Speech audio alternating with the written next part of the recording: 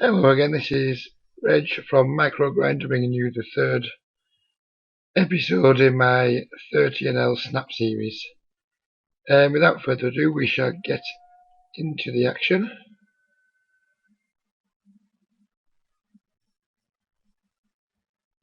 And this week, I'm going to try and focus on demonstrating how we can use exploitable raise sizes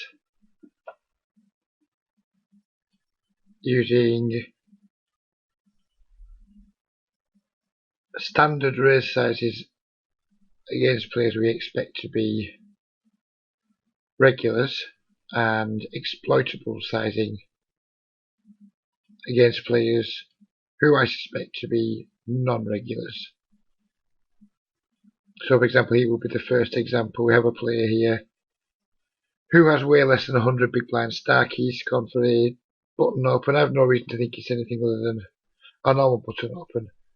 But against this guy, I'm going to 3-bet quite large for value, whereas against a regular, I would be making a much smaller size to give him room to 4-bet bluff or to perhaps peel with worse hands, whereas against a non-regular or someone I suspect to be a recreational player, I kind of just want to just pump the pot up there and not worry that I'm making it a size where I'm rarely ever going to be folding. A regular player would know there that if I make a larger bet, I'm less likely to be folding. Whereas I believe a non-regular player is just not really going to react to my bet size and still call me with a lot of worse hands, and therefore I wanted to try and get the value now pre-flop. I don't believe he's going to look at my bet and believe, well, there's too much dead money in there, and now I can just 4-bet bluff this guy. I would expect to get called a lot in them situations, whereas against a regular, if we make it that size, we're kind of putting them in a 4-bet or fold spot, which isn't ideal with a hand like ace-queen against a regular. But against a non-regular player, I'm happy if I get called or 4-bet, which is why I'm happy to make a larger size bet.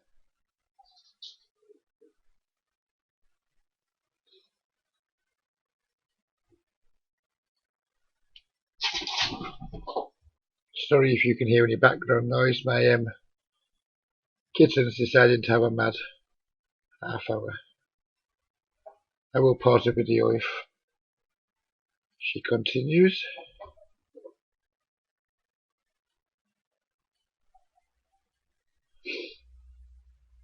As you can see, my button open on this side has been 2.5x because this guy is definitely a regular.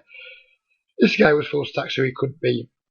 Whereas had I been opening this button, I would have made it larger because of this guy in the small blind, who appears to be not playing 100 blinds. So therefore, it's a fair assumption that he's a weaker player. So therefore, I would make a larger raise purely for value.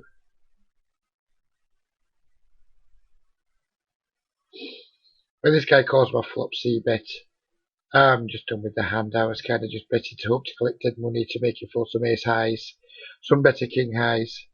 When he doesn't fold, I'm not really that inclined to try and bluff the guy with my 0 equity. If I get called, I'm pretty much my kings. I've got 3 live cards, I think. This guy, I don't know if he's a regular or not, but I'm not going to 3-bet because we have these 2 guys behind who I'd like to encourage to come in the pot. But this guy checks a 3rd time. I'm now going to fold I'm going to bet just to try and make him fold his ace highs. I'm not expecting to fold a pair. I'm not going to bet a size that's designed to make him fold a pair. It's specifically designed to make him fold ace high and some better king highs.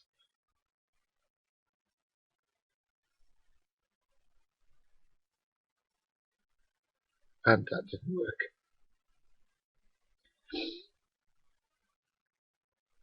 I think this is, and this may seem insanely tight to a lot of people, but I think this is really easy for. We have a raise from under the gun We have a tight regular squeezing from the big blind. I just think he has almost no bluffs here. So with that in mind, I'm just going to fold my 2 jacks and steer clear.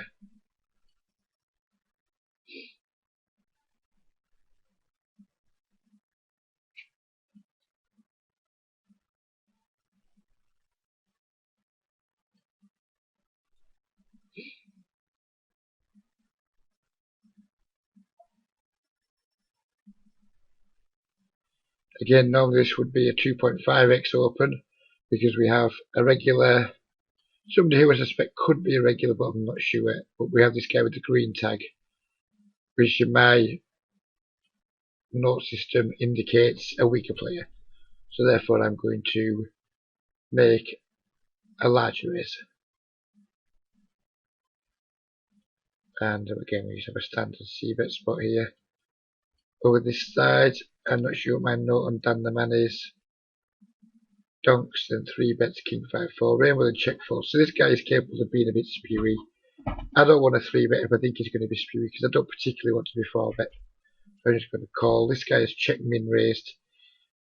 I think this is a nonsense line, and I'm going to do something here, which I'm going to call, possibly float the turn and then bluff the river, because I think when people check min raise these dry boards, I think it's bluffy a lot of the time, or it's somebody just trying to find out where they're at with a weakish made hand. I don't ever believe it's a true value hand. I don't think it's like a set, for example. So I'm just, now he's checked. If he check raises me again, I am obviously going to be done with the hand. But if he doesn't, I am going to possibly overbet shove the river as a bluff, because I believe the best hand he's going to turn up with here is Jack X. So I'm betting the turn purely to put money in the pot so I can hopefully make him fold on the river. This could go wrong, but I think based on my read from the flop where he just check min raised, I'm prepared to go with it. And if he has got a jack and he looks me up, well then more power to him.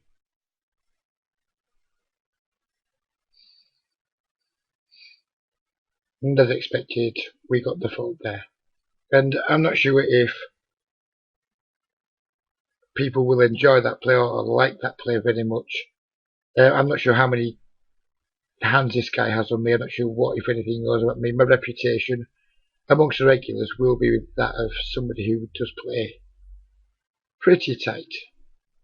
So if he does know that about me, I probably have a bit of extra fold equity there. But most importantly, I just don't think he has a hand when he takes that flop line. Very often, especially when he checks the turn. Here we have a classic squeeze spot. I'm going to make it quite big because they're both clearly not regular players, and I expect them to make lots of mistakes and just basically not fall very often. Here we just have a standard shove. We've got a pot size bet left. There's no reason to make it any less.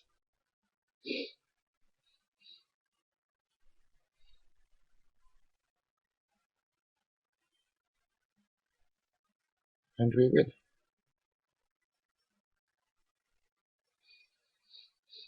I have no idea about this player. I see people making 3 bets here regularly with the king queen suited, which is fine if we think we're going to get called by worse hands a lot of the time.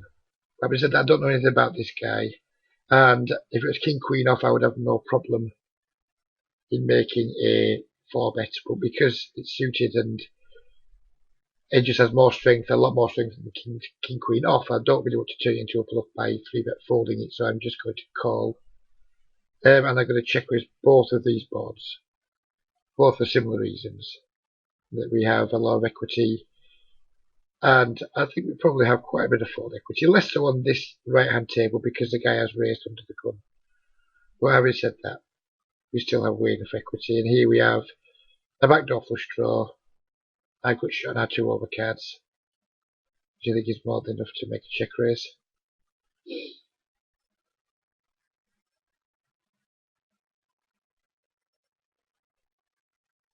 when he calls, if there had been any kind of hand, any kind of card that would have improved my equity, so that would be, or my fold equity, would be like any bit, king, queen, ace, or a spade, I would absolutely have barreled on a card that doesn't give me any increased fold equities. It's basically a brick. I'm not expecting to get any folds. So therefore, if I'm not expecting to get any folds, it's pretty silly to just make a bet. So I'm just going to check here the intention of folding, unless he makes a really small bet. Here, I'm going to make a larger than usual 3-bet because the guy's got the green tag, which means fish. I would normally make a much smaller 3-bet against a regular. Again, it just ties in with the theme of let's make some more exploitable sizings. And with this, I'm just going to check back. I don't think we ever get a king to fold, so therefore I'm not bluffing. And there is some thin value to be had. But having said that, I think I can get enough value. I haven't got a 3-street hand, so therefore I don't particularly want to be betting on flops. I prefer to see 2 checks first. So now I'm confident that I can value bet this. Now the guys have checked twice. But I can't value bet too big because, again, it's hard to get called by worse. Much hard. Obviously, King Queen's beating us. So I'm really looking to get called by Jack Queen here. Maybe some kind of Queen 10 type hand. But there's not a whole lot of worse hands I can call. But having said that, I believe we have to bet the turn.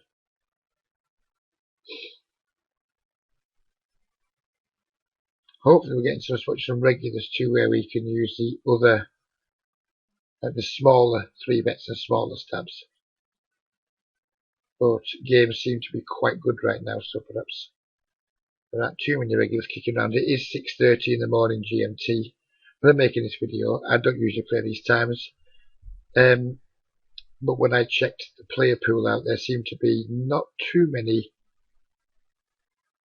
Eastern European names that I'm used to seeing, so perhaps it's a good time to play, maybe. But having said that, it's not something I'll be doing too often. It's not really practical for me to work these times usually.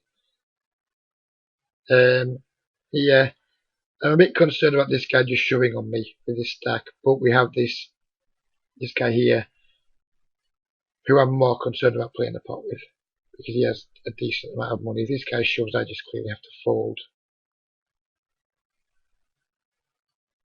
But I'm prepared to. Normally, if this a regular in this guy, I would have min-raised there, just so I lose 1 big blind less when this guy does shove. But because this guy had a big stack, I'm prepared to sacrifice extra blind in the hope he calls and he doesn't jam. So therefore, we have a slightly bigger pot to contest post flop with a strong hand.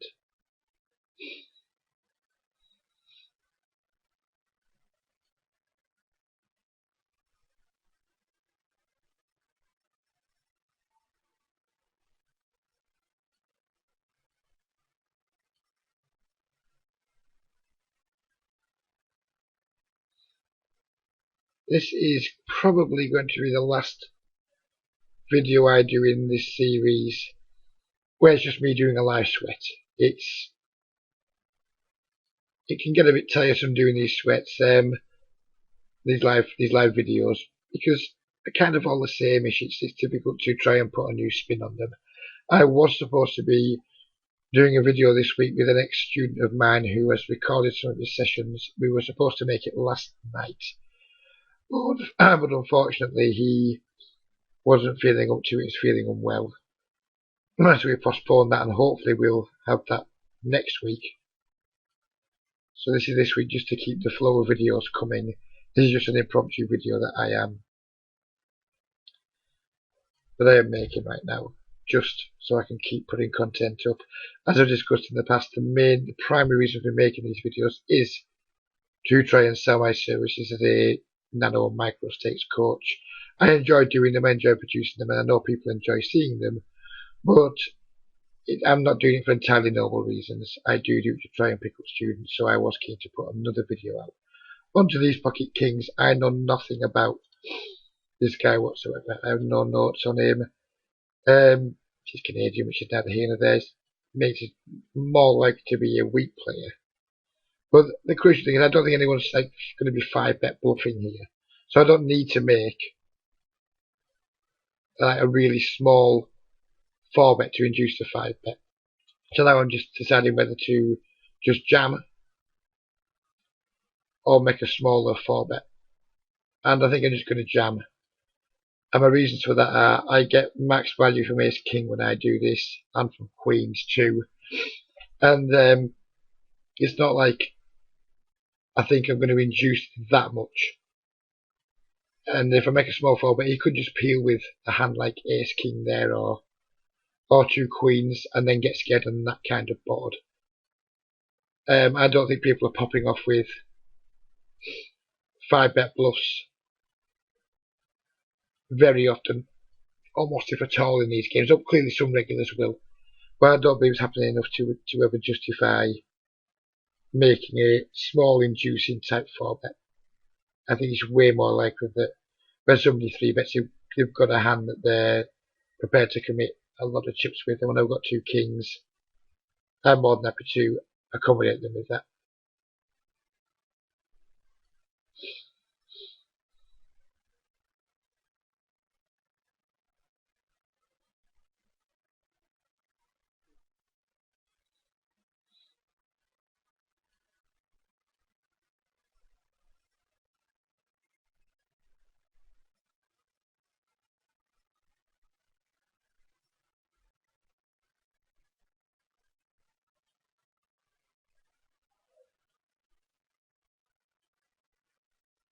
I've made this bigger because this guy has the blue tag, and the blue tag is my most extreme tag for weak players. It's for want of a better word, it's for whales. It's for the weakest of the weak players. So for that reason, when I have a hand like kings, I am always going to make a larger raise pre-flop as well. That is still to act. Here, I wouldn't always call versus under the gun, but this guy has a less than 100 blind start. We have this guy, the big blind, who I'm keen to play pots with. So therefore, I will call with this hand. Let's see what notes we have on this guy. But 3-bet out of position with queen, queen, and then makes a huge donk bet on a safe flop. So it's a guy who kind of plays pretty straightforward. So when he checks this board, I expect him to have overcards a lot. Or 2 high cards, or maybe just things he's given up with. But basically, I don't expect him to have too many value hands because of that note. And that shows the value of notes. We have a note on the guy that shows that has demonstrated in the previous pot he's played really straightforwardly.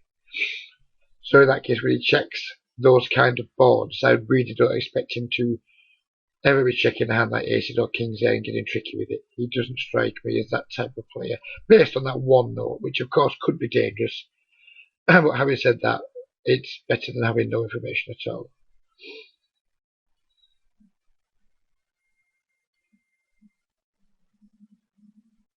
And this guy check calls on that board, and that particular turn card rolls off. I'm kind of done with it. I'm liking. I'm hoping I can hit an ace or a spade, and then make a possible small value bet on a spade. Who knows on an ace? It would depend on how he reacts, how quickly he checks or anything like that. On a spade, I think now we have a pretty clear value bet, just trying to target any of his weak pairs that may just call. I will be falling to a check raise, and I am going to bet really small because it's hard to get called by worse. Here I'm just going to fold to this 3-bet. I don't particularly want to be getting best part of 50 blinds in pre-flop with ace jack. So I'm just going to fold it. Let's just have a look what this guy did look us up with in his last hand. And unfortunately for him, he did end up with 2 pairs. But having said that, he still made a really weak call there on the river. When this weak player donks into me on this board, if he'd made a reasonable sized donk bet, I would not be raising here. But because he's made it so small, I need to build a pot bigger than this so I can comfortably get all the money in across the 3 streets. The 8's not a great card. It hits quite a lot of his draws. It hits his 10 jack, obviously. It hits his 6 7. It may give him 2 pairs. But this guy's such a weak player, I'm still just going to bet and call it off. But if he does shove on me, I would expect to be behind a lot. But because he's such a weak player. And now all I can do is check behind and hope to be good. I don't think I'll be good very often. I guess we're hoping he's got a Queen 10, a Queen Jack type hand, Ace 9 possibly. Ace 9. So I could have got some value from that, but I'm not going to pretend I missed value there, or that I should have gone with his value, because I shouldn't do on a board that runs out like that. He's just too easy to have 2 pairs that he's scared to value bet, but isn't also going to fold. He won't be good enough to fold them either.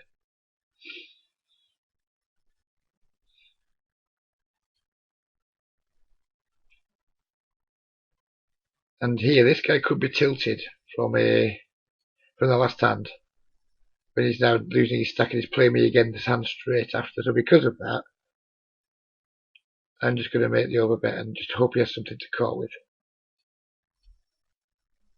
Because clearly any bet, I mean, even if he's a really bad player, he knows if I make a bet there, he knows he's never going to make me fold. And as he has got a hand, he's calling a $1.80 bet with. He's probably going to call $6 bet too. So why not just try and get it all now?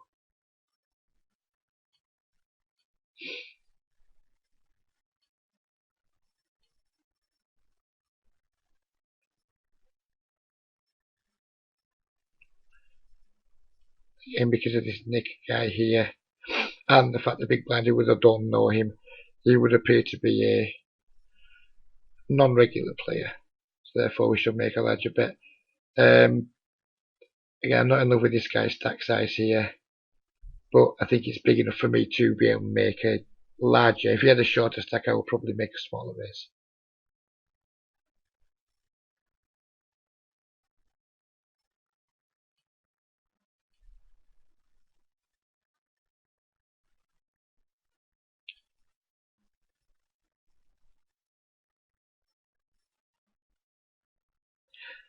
Here I'm going to make it 150 rather than 180, because recently when I've been isolating to 6x from the blinds, I've been finding I'll be getting too many folds. 6x is something I would like to do if I believe the call.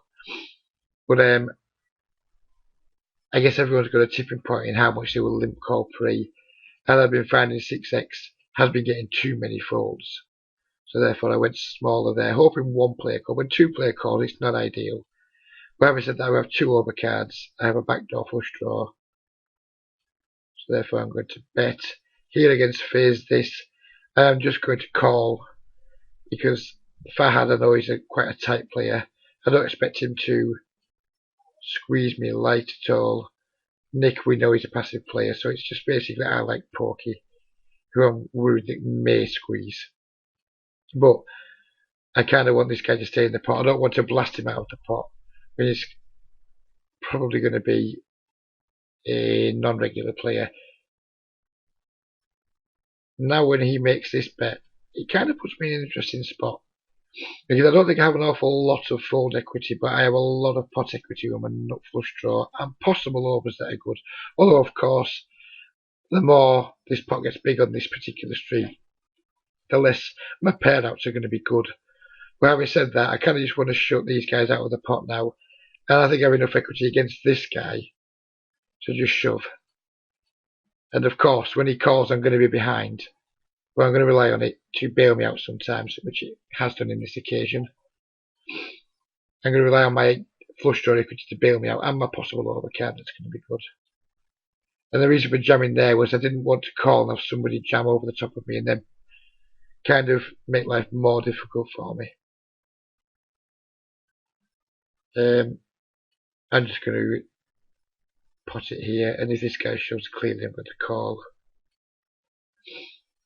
It does give me a slightly more bigger problem now if he shoves, because of how to react to Clever Boy's call behind me. Because if Clever Boy's thinking, and it may not be because he called really quickly. Well, it's not an issue now, but to finish the point, if Clever Boy was thinking, he should be flatting pretty much everything in his range there, because it's quite obvious that this guy's going to shove a lot. So therefore, he doesn't really want to. He wants to call. So if I then call this guy's shove, he can then back race me with a really strong range and put me in all sorts of trouble. Whereas if he was to 3-bet me himself with aces, it's very much less likely he's going to win a good pot. I hope that made sense. If I didn't explain it too well, I'm not convinced by my explanation. Please ask in the thread and I will try and explain it better there. The basic principle was, by him just calling, there's a good chance that the other guy was going to reopen the betting again by shoving, which would then allow him to put me in quite a few interesting spots with the top end of his range that he can't put me in by actually 3-betting me himself.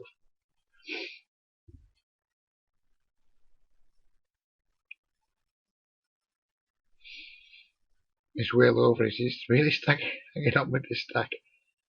I hope we see him soon with $5 or $6. I like these players just to hang on and to hopefully get their money's worth, because ultimately none of us want the weaker players to beat us, but it's in all of our interests for the weaker players to make the dollars last as long as possible.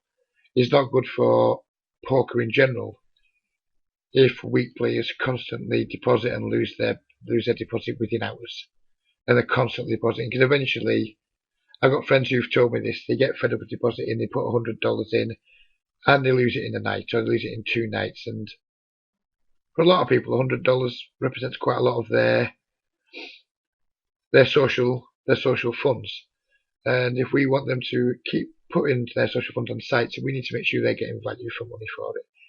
Here I would typically squeeze if this guy had a larger stack, but if I squeeze, I give him way too much of a good 4-bet shove spot on me, so therefore I'm just going to call. Again, we have the problem with whale overs who could jam, but he doesn't look like he's the type now to be doing anything aggressive pre-flop. Here I have no fold equity against an ace, so therefore I only have my pot equity. If I only have pot equity, I'm just going to take my free card.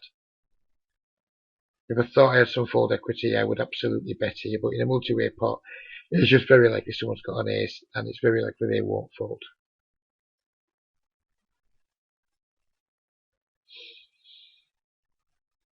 And for the same reason I couldn't bet the flop, I can now bet the turn.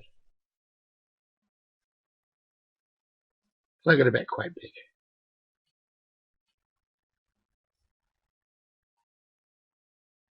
And it looks like I was wrong.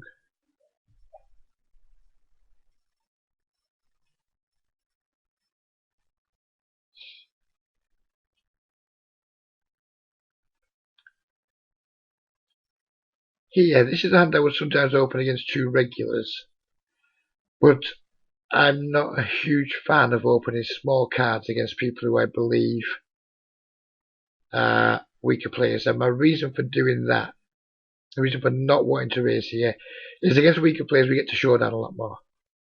And 6 high doesn't win too often at showdown. So therefore, for that reason, I would have rather open a hand like this against 2 regulars when we're much less likely to get to showdown than we are against someone who we expect to be a weaker player. Against Nick here, I'm just going to call because I want the opportunity to play a pot with somebody who I believe is a weakish player. Unfortunately, this flop doesn't do anything to help us, and I had every intention of just check folding. Now, I think I can get some value if he's picked up a spade draw, or if he's got a 6 or a 5. I think there's some value to be had, and I will probably check call brick rivers and check fold any rivers that look like any draws he may have had. He helped improve.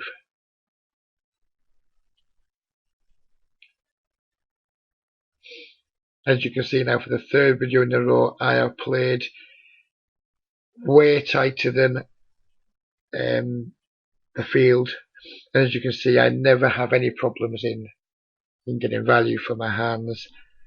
I have a strong belief in micro stakes poker that we can play an extremely nitty range, an extremely nitty style, and by that I mean anywhere from 18-14 down to 14-12, and still have a very large win rate. I don't believe it matters whether we play a lot of the marginal hands that we kind of break even with. I think that those playing those hands matters in tougher games because we need to have a range that's more difficult to play against. But in these games, I firmly believe that we can just play super, super tight and not worry about having a balanced range and having some weak hands in our range. This is quite interesting. When this guy check calls, then donks this turn, and I don't know anything about him, so we kind of need to think about what hands check call the flop, then donk the turn. It could be picked up draws. I doubt it's a 4-3.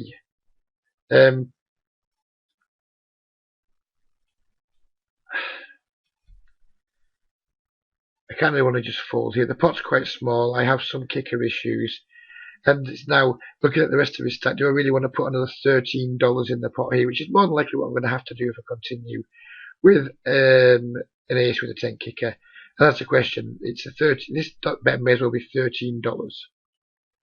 And with that in mind, I don't want to put $13 in this spot, so I'm just going to fold. And that could be a weakish fold. But having said that, I don't think it can never be tenable. When this guy's a very similar start player to me. He really is very tight. When he peels me my middle position is cut off pre-flop, and then peels me on the flop, on this turn I just think I have quite a comfortable check fold. Because I don't believe he's the kind of player who makes too many loose calls. So, I mean, it's a bit of a push to think he's got a hand like King Jack here that's making this play. He could well have, but I don't think. I think he's going to check back King Jack a lot of the time. And again, this is a pretty exploitable line I'm taking, and this guy could easily be exploiting me. But I think I get exploited so infrequently, I'm not worried about occasionally being exploited. I've no reason to think that guy is exploiting me there. There's a good chance he may have been exploiting my weak line. I'm not going to fuss too much about it, because it doesn't happen often enough for it to be a concern to me. And sometimes when we're out of position to a player who we respect, who can't really have too much weak, who can't have too much of a weak holding in that spot, I don't think it can ever be too bad just to fold top pair on a board of that texture. If that's the biggest mistake I'm making when I'm playing, I don't think it's going to be a huge mistake that's going to have a big effect on my long-term results.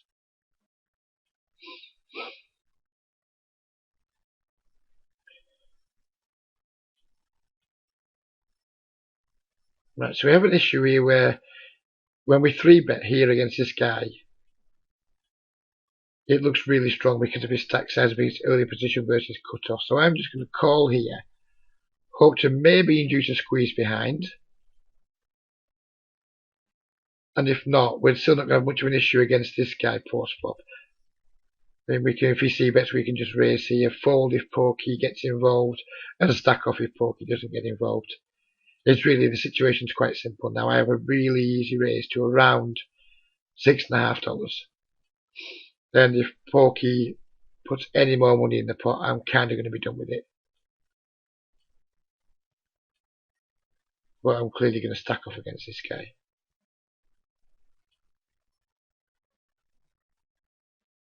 And that would be life. But as you can see, the plan worked really well. The end result wasn't what we wanted. This is the first time this whale over has actually I've seen him open a pot, which makes me kind of concerned that we may not have the best hand here. Clearly against this type of player, I'm never really going to be that interested in check folding here. Where we just bet all 3 streets, I would expect to lose a decent amount of the time. But against this type of player, it's not someone I'm looking to make too many folds against once I make a hand. When he makes his sizing, it's actually tempting to now put a raise in, which I think I'm going to do. And this is definitely not an ideal situation, but I'm going to check jam to try and get some value from any draws he may have, worse jacks. And because I'm just jamming because any raise I make commits me anyway. And there we go, exactly what I thought has come out. He's inadvertently made sure he gets maximum value from me there by making such a small bet size. And I've actually now succeeded in doing what I wanted to happen for whale over, it's just not via me, which is have whale over is now develop a half decent stack, but good for him.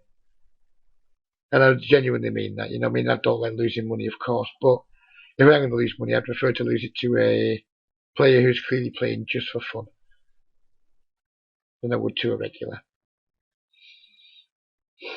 Farhad here, this could be a misclick because of the sizing.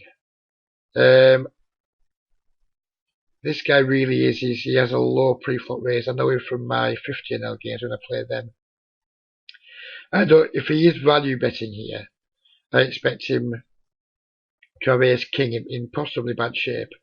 But having said that, he may well have misclicked, just been messing around, and I'm not prepared to just call. So it's a 3-bet. It's going to be a reluctant stack off if he jams, because I do know him to be a cautious player. And now I'm way not in love with this situation. I think it's very likely he has a hand like kings or aces here, but I've kind of put myself in the situation where I have to call now, and hopefully we get lucky, and we do. So apologies to Farhad there. The pre-flop min 3-bet from him, it's a really bad play. Now I played the hand badly after that, or reasonably badly after that, but just because there was potential to be a misclick because it was a min 3-bet or a min squeeze, I kind of have to 4-bet my hand, and once I 4-bet it, clearly 4-bet folding ace king suited there would just be mammoth spew, even though I was really concerned when he jammed on me that I was in big trouble. I would actually be interested to see other people's thoughts on that, and try not to be too result orientated when you do offer your thoughts. Yeah, we know he had aces, my call was clearly bad, but try and consider his entire range from the actual min squeeze.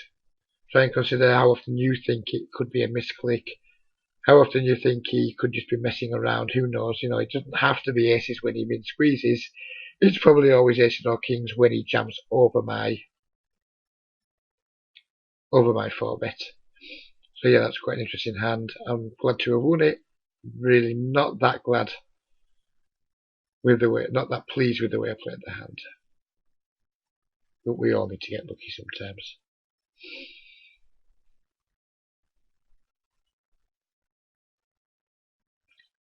Here I'm just going to make the 3x raise rather than the 2.5x because of the potential to play a pot in position against 1 or 2 weaker players.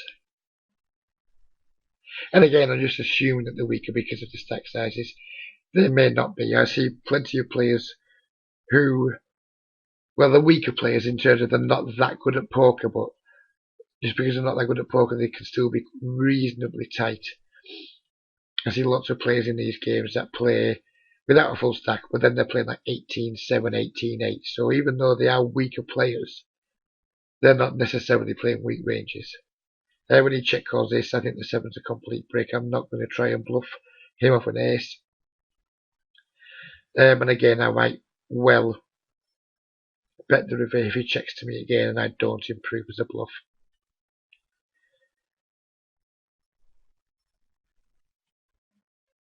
And this could be a situation like earlier where I get looked up by a weaker ace. When he checks that quickly, it's like he didn't even consider value betting. So I'm not hugely concerned he has an ace. Every draw is missed at least. So again, I'm just going to make a really small bet, less than half pot, and just try again to fold some king highs. And again, I mean, the guy's got a second time. The guy's had a weak pair when he's called. And that is something I do possibly a little bit too often, which is kind of give value to people who are taking passive lines with weak hands. But I'm happy to do that because if you fold a 6, I've given myself a really good price on my bluff. You don't need to fold a 6 too often for my bet to be okay there. Or his game, obviously he's going to fold king high most of the time. I know nothing about this guy, but just for the sake of things being a bit more interesting, I'm going to make a light 3 bet because we haven't done that yet this session, and because he's been raised and because we're deep, it could lead us to get into an interesting spot. So that isn't something I would typically do. It's something I've done more for the purposes of creating some points for discussion in the video. Yeah, I'm just going to make a small C bet. The board's very dry. It's not too easy to get caught by worse. But I think it's a bet that's definitely worth making.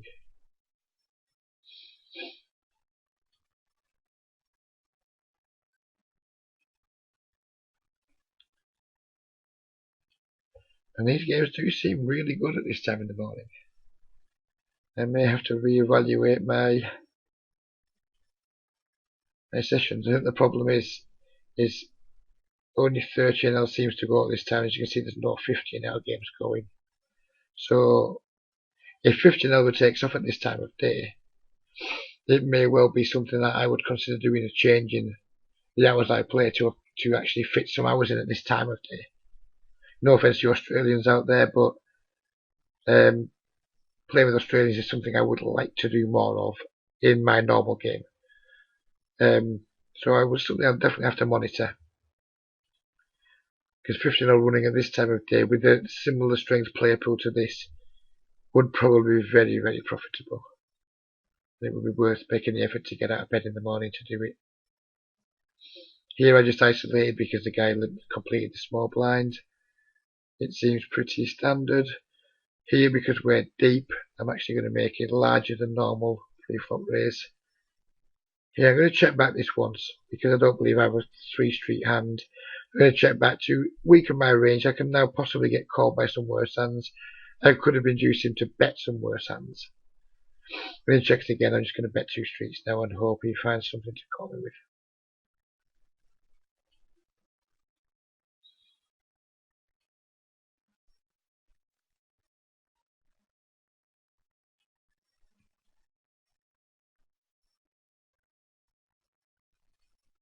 Just to do a little bit of self-promotion again for those of you who got this far.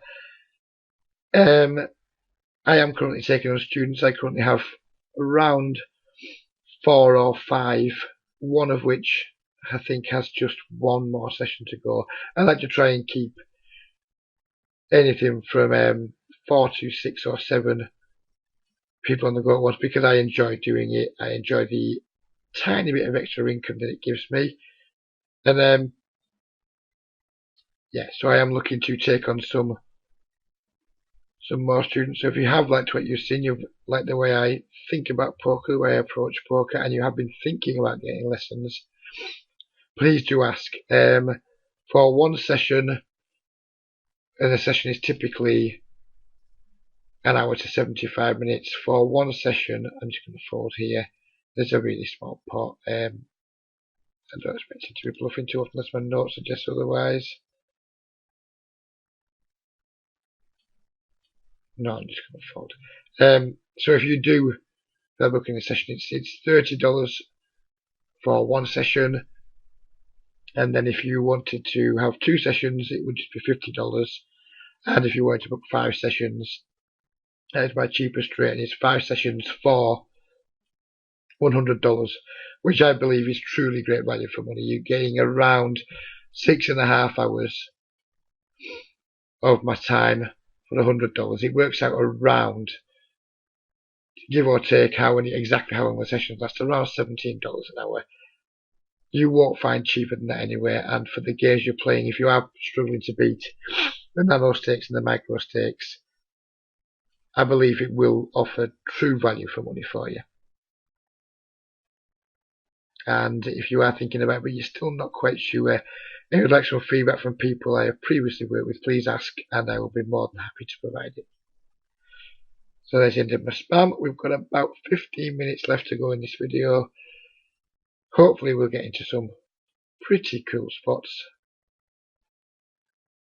And in the meantime, I'd just like to ask if you would like to get involved in the threads more. The first couple of videos I've done on Reddit, there has been some decent feedback in the threads, not so much on the other forums. Please don't be shy. Just ask questions either by PM or in the threads. I'd really like to see some healthy discussion in the threads. I believe it helps people. It helps me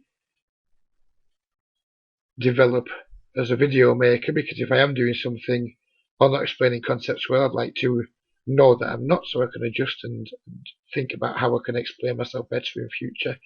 Here I'm going to call. I almost never set mine out of position, but we are 250 blinds deep, so therefore I think it's a mandatory. If 100 blinds deep now, I fall pocket sixes. I don't think anything about it because of how deep we are. The value of flopping a set goes up massively, so therefore I think we have a really easy call, and then just revert to the old-fashioned no set, no bet situation. And I mean, obviously I can't bet him. I'm not going to try and bluff him off a hand like jacks or tens or something like that.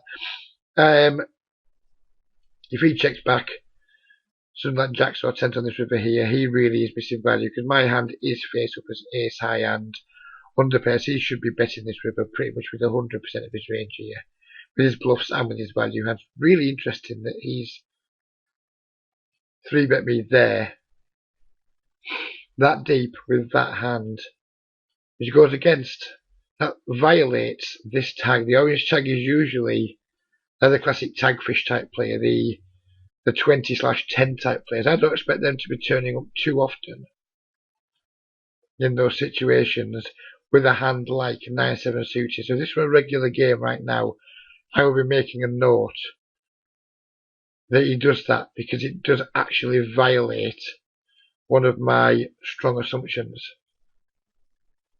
What does my note actually say about him? He doesn't really say anything about his 3-betting range.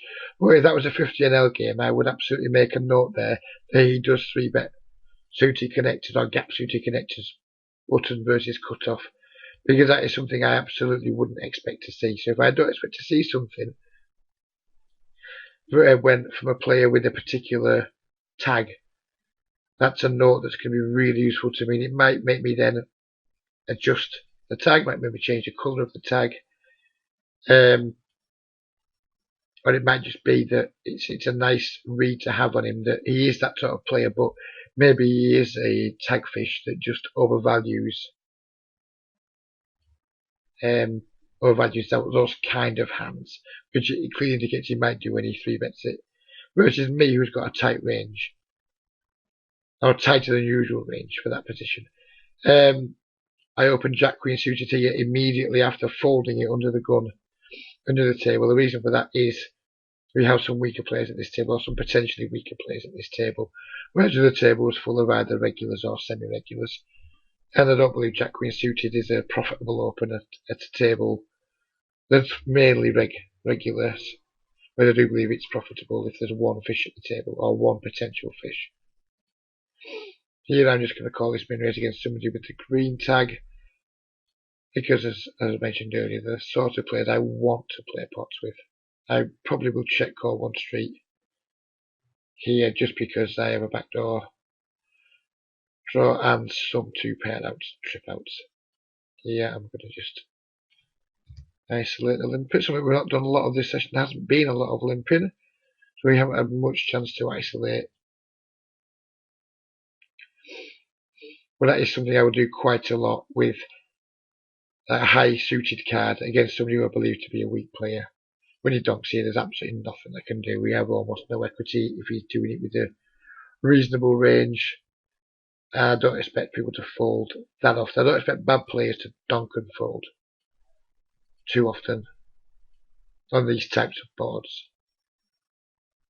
So therefore we should just get the hell out. Yeah, I'm going to pot it because of this guy in the big blind, who looks like he may be a non-regular.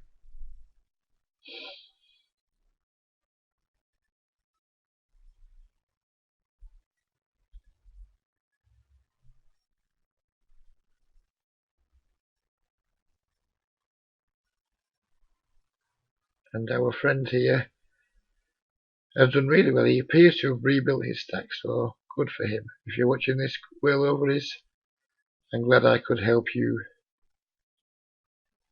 replenish what's possibly your entire bankroll, or at least your stack. Please choose somebody else to double through next time. I'm just going to call here because, well, for obvious reason, we have a pair against a weak player and he's min bet.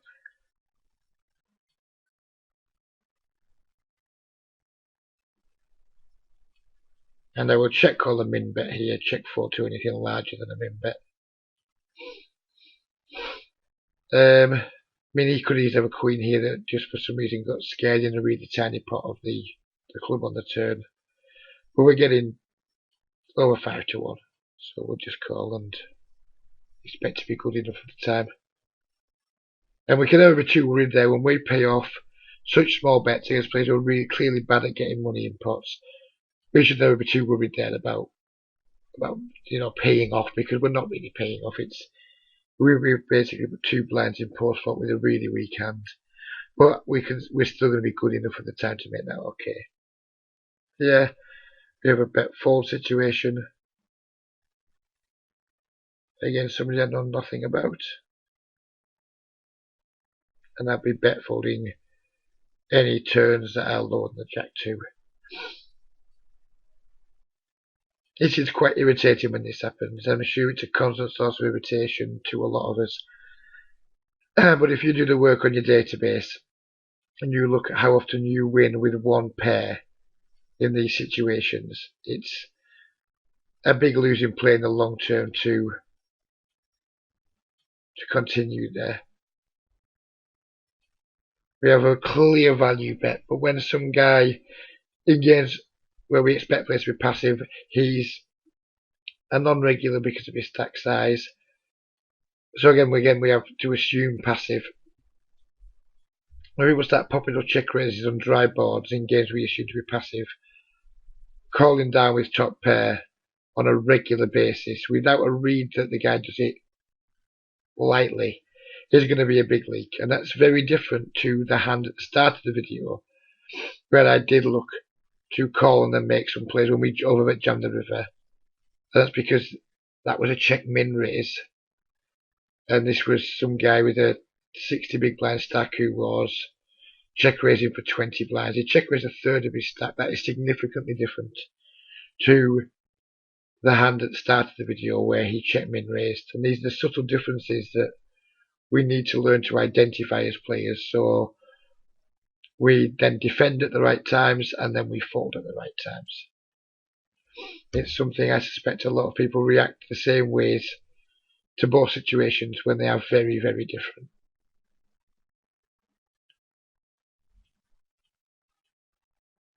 Here I'm going to make a bet, and it is really for quite thin value, because there's not much value you can have. If I just had a worse king here, say I started with king 7 suited, I wouldn't be betting here. But because we have a slightly better king, and if he does have an ace, we have some equity of hitting the 10 as well, which could make him some 2 pairs. I'm going to make that bet. As I said, had I king 7 or king 6 suited, something like that, that I would have isolated him with, I probably would have checked back, because I think it's the fact we don't have the gut shut outs is significant.